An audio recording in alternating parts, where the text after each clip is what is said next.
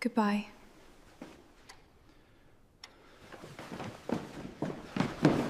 Don't go. Amelia Hart understood from the moment Duke Nathaniel Ashford looked up from the contract and added one final condition in that cold, even voice of his that she was not walking into a marriage at all. She was walking into a countdown. The solicitor had already read the essential terms aloud. Nathaniel Ashford, Duke of Ashford, required a wife for exactly 1 year in order to satisfy the last condition of his grandfather's will and retain full control of the Ashford estates. Amelia Hart, daughter of a deceased country gentleman who had left behind more debts than dignity, would receive enough money to save her family home, pay her father's creditors, and keep her younger sister in school. In return, she would become the Duchess of Ashford in name, accompany Nathaniel to the social events expected of a wife, and remain at Ashford Manor until the contract expired. It was humiliating. Was mercenary. It was the only way Amelia could think of to keep her family from being ruined. So when the solicitor finished speaking, she steadied her hand, reached for the pen, and prepared to sign. That was when Nathaniel interrupted. There is one more clause. Your Grace. He was seated across from Amelia at the long mahogany table, one hand resting on the arm of his chair, the other lightly touching the unsigned contract. He looked as he always did in society sketches, impossibly composed, dark-haired, elegant, and so controlled that it was difficult to imagine him ever having been a boy at all. Nothing in his face suggested hesitation. Nothing suggested shame. He did not even glance at Amelia when he spoke. When the year ends, neither party may request that the marriage continue. I beg your pardon. No discussions once the term is complete. When the year ends, Mrs. Hart will leave Ashford Manor, and neither of us will ask the other to stay. The clause itself should not have surprised her. She had never been foolish enough to imagine this arrangement would turn into anything permanent. Nathaniel Ashford had not chosen her because he wanted a wife. He had chosen her because she was available, respectable enough to survive a year in society, and desperate enough to accept his terms.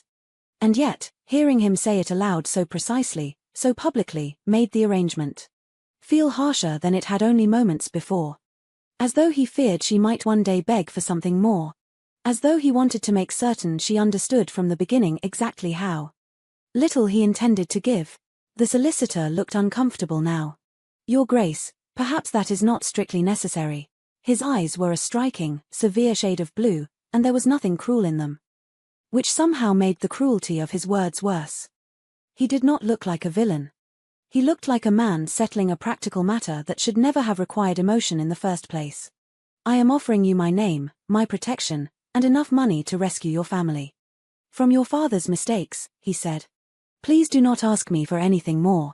She thought of her father, dead only 6 months, leaving behind unpaid debts and a house already slipping from their grasp. She thought of her 17-year-old sister, Lucy, who still believed Amelia could somehow keep their world from collapsing if only she smiled often enough and wrote enough reassuring letters. She thought of the servants who had worked for the Hart family for years and would soon lose their places if the house were sold. And she thought of the man sitting across from her, speaking of marriage as though it were a legal inconvenience he intended to survive with as little human involvement as possible. Amelia should have refused. She should have stood up, wished his Grace joy of his contract, and walked out with whatever pride she had left. Instead, she lowered her eyes to the page and signed her name. Because pride could not pay creditors. Pride could not keep a roof over Lucy's head. Pride, she had learned, was a luxury for people whose families were not drowning. The wedding took place 3 days later in a private chapel on Ashford land, witnessed by the solicitor, 2 servants, Lucy, and Nathaniel's mother, who looked at Amelia with the restrained disappointment of a woman who had once expected a grander daughter-in-law for her only son. There were no flowers beyond those already standing near the altar, no orchestra. No celebration afterward. By noon, Amelia Hart had become the Duchess of Ashford, and by evening she was seated inside the Duke's carriage on her way. On her way to a house so large and ancient that it felt less like a home than the inheritance of a dead empire. Ashford Manor rose from the countryside in pale stone and winter ivy, magnificent enough to make Amelia forget her own exhaustion for a moment. Its windows caught the late sunlight. Its towers overlooked miles of land. Its sweeping drive was lined with bare trees and statues whose faces had weathered into solemn indifference. Everything about it spoke of permanence, wealth, and generations of power. Everything except the silence. It was not the silence of an empty house. Servants moved everywhere. Footmen carried trunks. Maids hurried through corridors. The housekeeper supervised her staff with military precision. Yet the atmosphere itself felt muted, as though laughter had been discouraged there. For so long that the walls no longer remembered what it sounded like. Amelia understood why before the end of her first week. Nathaniel was not a cruel man. That, strangely enough, was the problem. If he had been arrogant, quick-tempered, or carelessly dismissive, the household's discomfort would have been easier to explain. But Nathaniel did not shout. He did not humiliate servants. He did not use his rank like a weapon. He was always polite, always controlled, and almost always absent, disappearing into estate business before breakfast and returning from his study only when duty required it. And yet the entire house seemed to tighten when he entered a room. Servants lowered their eyes. Guests measured their words. Even his own mother watched him with the caution of someone approaching a man who had forgotten how to be approached. No one contradicted him. No one teased him. No one, Amelia slowly realized, behaved as though the Duke of Ashford were an ordinary human being who might occasionally enjoy a conversation not built entirely from caution and approval. At first, she assumed Nathaniel knew and preferred it that way. Later, she began to suspect something worse. He had grown so accustomed to being treated like a title that he no longer noticed the loneliness of it. A small dinner had been arranged at Ashford Manor for 2 neighbouring landowners and a member of Parliament who hoped to secure Nathaniel's support for some upcoming agricultural reform. Amelia spent most of the evening listening because the men at the table clearly considered themselves engaged in a matter of national importance, and because Nathaniel, when discussing estate business, spoke with the same cool precision he used for everything else. He was intelligent. More than intelligent, in fact. He was one of those rare men whose mind seemed to sort problems before other people had fully understood them. Amelia could see why people admired him. She could also see why no one around him ever said what they truly thought. The moment Nathaniel expressed an opinion, the rest of the table rushed to agree. A tenant matter was handled exactly as he suggested. Of course it was. A trade agreement would surely succeed because His Grace had approved it. Naturally. Then near the end of dinner, the conversation shifted from politics to literature, and Nathaniel casually remarked that a celebrated French novelist was vastly overrated. Within seconds, every guest at the table agreed with astonishing enthusiasm. Amelia nearly laughed aloud. She had heard one of those same men praising the novelist less than an hour earlier in the drawing room. Nathaniel noticed the expression on her face at once. What is it? Only that I had not realized literary opinions could change so quickly. Nathaniel's mother closed her eyes for the briefest second, as though praying for patience. Nathaniel regarded Amelia steadily. You disagree? Amelia could feel the weight of every gaze at the table, but now that the words were out, there seemed little point in retreating. I also think at least half this table agreed with you before considering whether they actually meant to. And yet the only person who looked truly surprised was Nathaniel. The others looked horrified. For one stretched moment, Amelia wondered whether she had gone too far. Whether she had just humiliated her husband in front of his own guests less than a week into the marriage and would spend the night regretting. Then something changed in Nathaniel's face. It was small, barely visible, but unmistakable. He was amused. The expression vanished almost at once, replaced by his usual reserve, but Amelia had seen it. And judging by the startled silence around the table, so had everyone else. The conversation moved on, though somewhat awkwardly after that, and the evening ended without disaster. Yet later, as Amelia climbed the staircase to her room, Nathaniel's voice stopped her. You made my guests very uncomfortable. They seemed uncomfortable already, she replied, because they were trying not to offend me. Most people would have found it wiser to remain silent. Are you not? Though I do think you have become far too accustomed to being agreed with. It was a bold thing to say to a man who could dismiss her from his life in 11 months and 3 weeks. Nathaniel should have been offended. Instead, to Amelia's astonishment, the corner of his mouth moved. Not a smile. Not quite. But something dangerously close. Good night, Duchess, he said, and disappeared into the library before she could think of an answer. Nathaniel remained distant, still vanishing into work for hours at a time, still treating their marriage as an arrangement rather than a relationship, but he had begun looking at her differently. As though she had become unexpectedly difficult to categorize. Their conversations grew more frequent. Never romantic. Rarely personal. But real.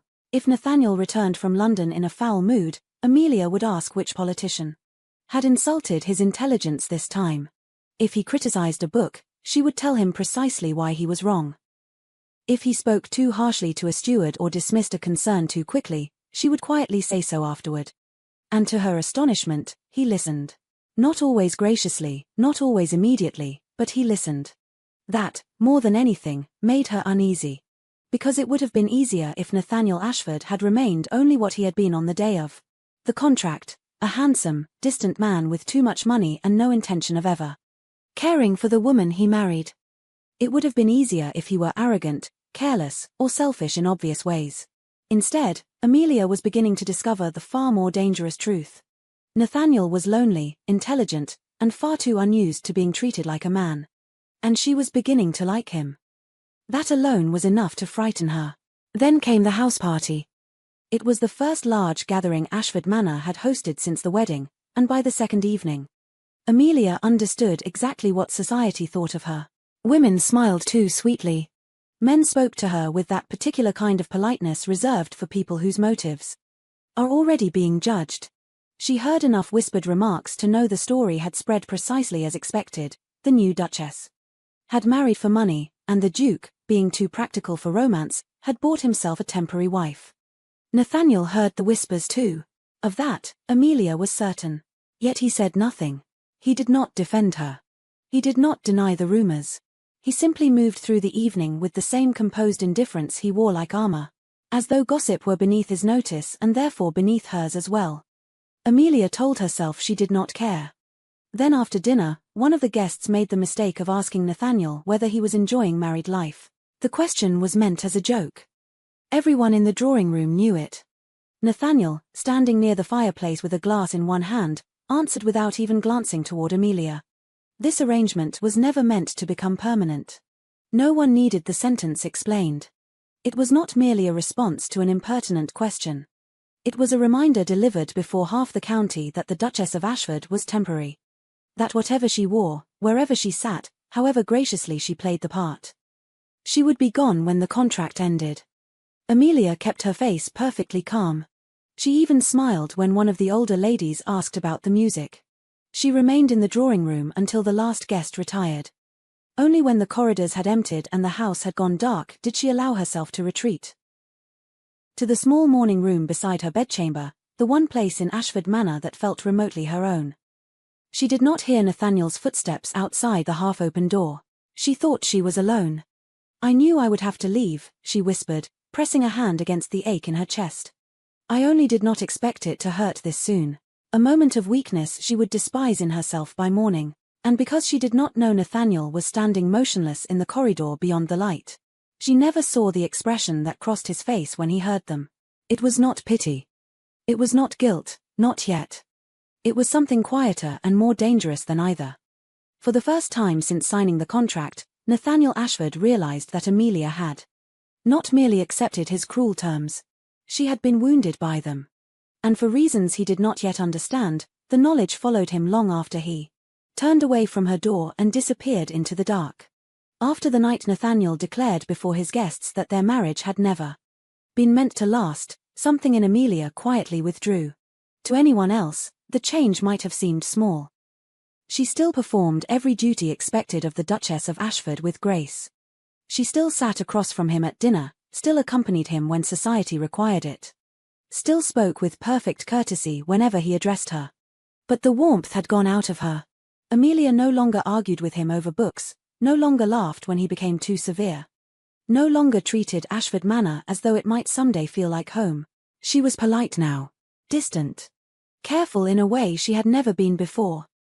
And Nathaniel hated it more than he cared to admit. The silence between them settled over the house almost at once. Meals became shorter. Evenings grew colder. For the first time since their marriage began, Nathaniel understood how much of Ashford Manor's warmth had belonged not to the house itself, but to the woman who had once filled it with dry wit, stubborn honesty, and a complete refusal to be impressed by him. Without Amelia's teasing voice across the dinner table or her steady habit of speaking to him like an ordinary man, the manor felt as lifeless as it had before she entered it. At first, he tried to ignore it.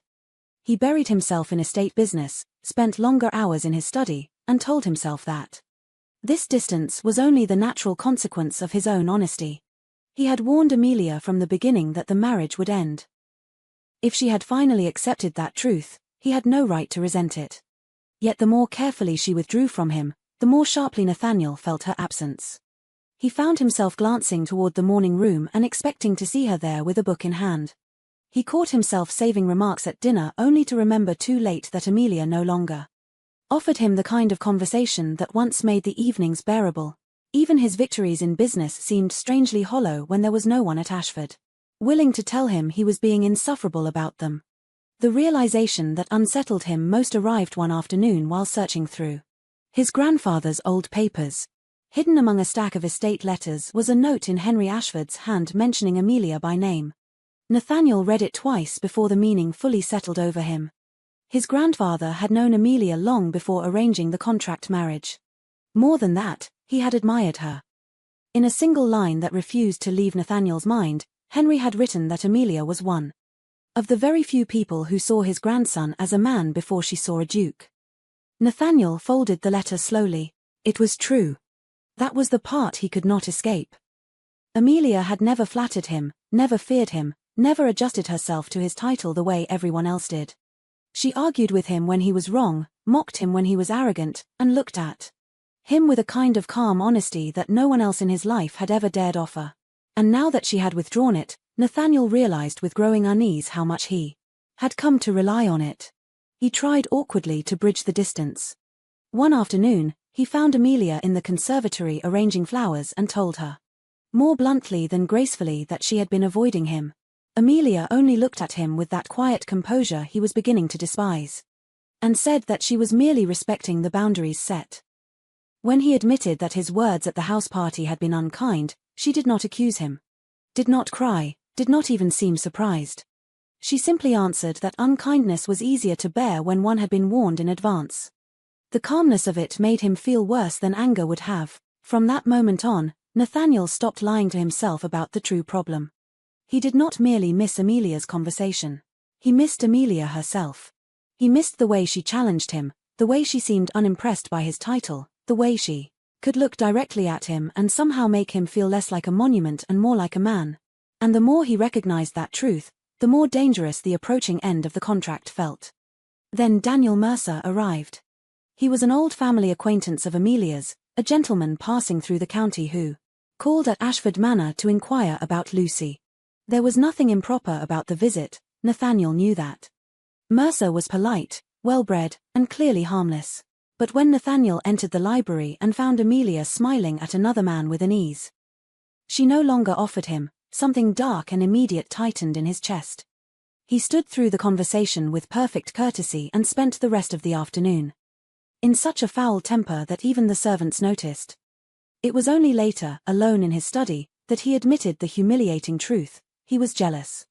Jealous of a man who had no claim on Amelia at all. Jealous because, for the first time in years, Nathaniel could imagine a future in which Amelia laughed with someone else, spoke freely with someone else, built a life beyond Ashford Manor with someone who had not been foolish enough to drive her away. The thought left him cold. That should have been the moment he ended the charade, tore up the contract, and asked her to stay. Instead, pride did what it had always done best. It kept him silent. As the final days of the contract approached, Nathaniel found himself watching Amelia with growing desperation. She had begun packing. Books disappeared from the morning room. Dresses were folded into trunks. The little traces of her presence that had slowly transformed Ashford Manor into something livable were vanishing one by one, and still Nathaniel could not force himself to say the words that mattered. More than once he went to her door intending to stop her. More than once he imagined telling her everything, that the house would feel unbearable without her, That his grandfather had been right. That somewhere between winter and spring he had fallen hopelessly in love with the woman he had sworn never to need. But each time, fear and pride silenced him before he spoke. Then the final morning came. Amelia left before sunrise, taking only what belonged to her and the dignity he had given her. Far too little reason to keep. By the time Nathaniel reached her rooms, the fire had gone cold, the bed was neatly made. And the house already felt emptier than he had thought possible. On the table beside the window lay only two things, her wedding ring and a single folded note. Nathaniel opened it with unsteady hands. "You kept your promise, Your Grace. I will keep mine." Then, for the first time in his life, Nathaniel Ashford understood what it meant to realize the truth too late. He had not merely lost a wife he was never meant to keep, he had lost the only woman who had ever made him feel human. Amelia left Ashford Manor before dawn, believing that the hardest part of the marriage was finally over. She was wrong. 2 weeks after arriving in the quiet coastal town where Lucy was staying, Amelia began to feel unwell. At first, she blamed exhaustion. The final days at Ashford had been painful enough, and the journey itself had left her drained. But when the dizziness turned to nausea and the exhaustion refused to fade, Lucy insisted on sending for a physician. The truth changed everything. Amelia was carrying Nathaniel's child.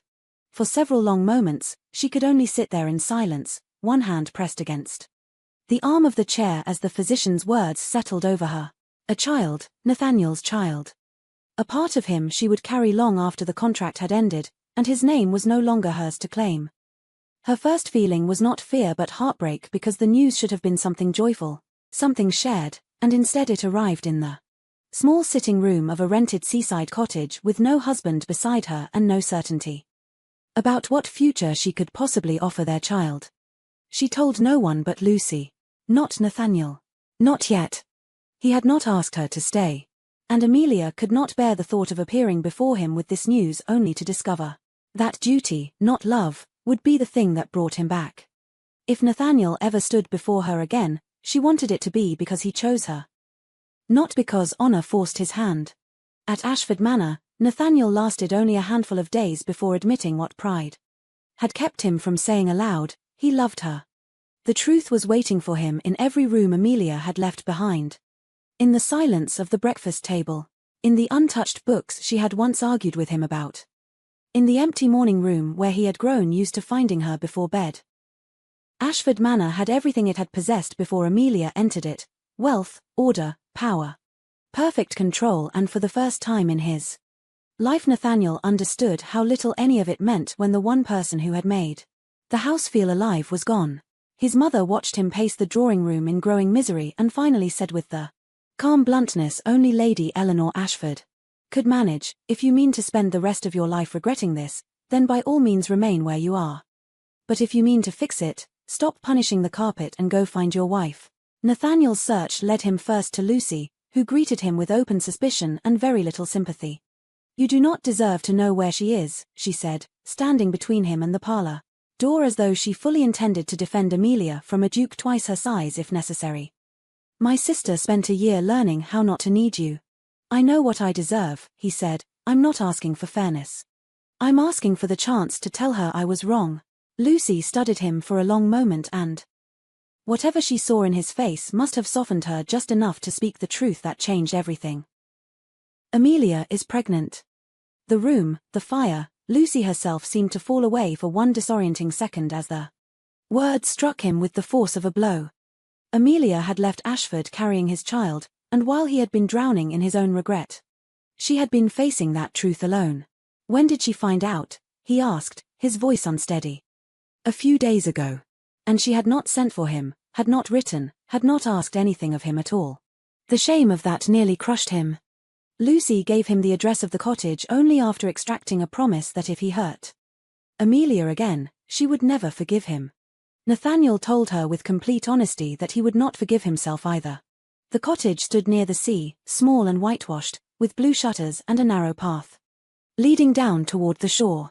Nathaniel arrived in the late afternoon, windblown and exhausted from the journey, and for a moment he simply stood before the door, trying to steady the panic in his chest. Amelia opened it herself. She looked paler than when he had last seen her, and there was a new softness to her expression that made his heart ache with immediate tenderness.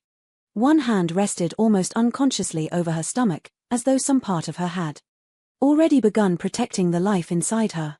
For a moment, neither of them spoke. Then Amelia said quietly, "You found me." Nathaniel stepped inside only when she moved aside, and even then, he stopped just beyond the doorway, as though he had not yet earned the right to come any farther. "Lucy told me," he said, his eyes dropping briefly to the hand she kept over their child. "You should never have had to face that alone." So Nathaniel did the only thing left to do. He told her the truth. All of it.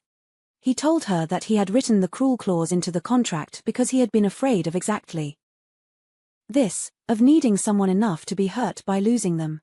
He told her that every wall he had built around himself had felt sensible until the day she walked out of Ashford and took the warmth of the house with her. He told her that he had mistaken pride for strength and distance for safety, and that by the time he understood what Amelia meant to him, he had already made himself the man who sent away the woman he loved. "I gave you every reason to leave," he said, his voice rough with remorse, "and then I hated myself the moment you did. I thought I could keep this marriage temporary and protect myself from needing anyone. Instead, I lost my wife and nearly lost the chance to know my own child before it was even born. You humiliated me," she said softly, "from the very beginning. You made certain I understood I would never truly belong beside you. I know. I came because I love you. The child is a blessing I do not deserve, but even if there were no child at all, I would still be standing here asking for another chance." Silence filled the little cottage. Outside, the sea crashed softly against the rocks below. At last, Amelia turned away, pressing a hand to her eyes before facing him again. When she spoke, her voice trembled. But it was the first crack in the wall between them. Nathaniel remained in the village for the next several weeks, renting the neighboring cottage and giving Amelia exactly what he had never given her before: patience, honesty, and time. He did not demand that she return with him. He did not use the baby as an excuse to force his way back into her life. He simply stayed. He walked her to the physician when she was tired, brought Lucy books when she complained of boredom, and spoke to Amelia. Not as a duke bargaining for what he wanted, but as a man who finally understood how much he had already lost. Slowly, painfully, Amelia began to believe him. When Nathaniel asked her to marry him again, it was months later on a windy cliff above the sea, with the sky turning gold behind them and the future of their small family growing quietly between them. "There will be no contract this time," he said, taking both her hands in his. "No conditions. No deadline. No promise that asks you to leave. Only me, if you can still bear to have me, and every day I have left to prove that I was wrong." Their child was born that winter, and when Amelia finally returned to Ashford Manor, it was no longer as a temporary duchess counting down the days until she had to leave. She returned as Nathaniel's wife in truth, carrying the child they had nearly lost the chance to raise together, and the hard-earned certainty that this time he had chosen her without conditions. Nathaniel would spend the rest of his life grateful that she had given him a second chance to do so. What he should have done from the very beginning: love her openly, keep her honestly, and never again confuse fear with strength.